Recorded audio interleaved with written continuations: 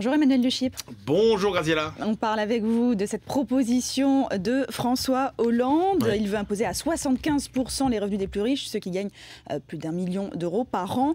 Est-ce qu'on est dans le symbole, Emmanuel, comme l'a dit d'ailleurs Ségolène Royal ce matin, ou est-ce que c'est quand même un signal fort, plutôt cohérent finalement ?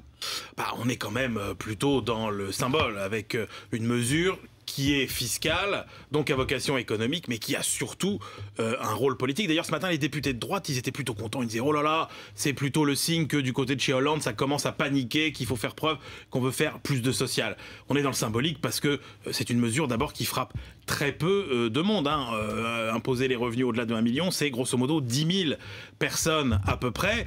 Le problème, c'est que la plupart des gens qui gagnent des sommes de cette ampleur, eh bien, ils sont déjà partis. Puisque, pour vous donner un ordre d'idée, 10 000 foyers fiscaux qui seraient concernés, alors qu'on a déjà 60 000 exilés fiscaux à Bruxelles. Donc vous voyez que ça ne concernera pas énormément de monde. Alors vous avez sorti votre calculatrice, combien ça pourrait rapporter ce genre de mesure? Alors c'est ça qui est intéressant, c'est qu'en fait ce genre de mesure, ça coûte plutôt que ça rapporte. Ça coûte parce que tout simplement, les gens qui vont s'en aller à cause de ces mesures, eh bien ne vont pas créer d'emplois en France, ne vont pas payer d'impôts en France.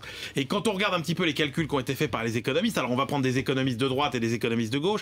Pour les économistes de droite, ça représenterait à peu près le manque à gagner de tous les exilés fiscaux qui sont partis créer leur richesse ailleurs, à peu près 7 milliards d'euros au total, à mettre en regard de à peu près 200 millions seulement de recettes espérées par cette mesure, nous dit le syndicat national unifié des impôts. Et puis si on prend les économistes de gauche, ils disent à peu près la même chose. Ils disent que grosso modo, à cause des exilés, c'est 10% des recettes fiscales françaises qui échappent aux finances publiques chaque année, donc à peu près 20 milliards d'euros. On est bien dans ce que les économistes décrivent comme le trop d'impôts tue l'impôt. La phrase du jour, trop d'impôts tue l'impôt. Merci Emmanuel de Chypre. Merci.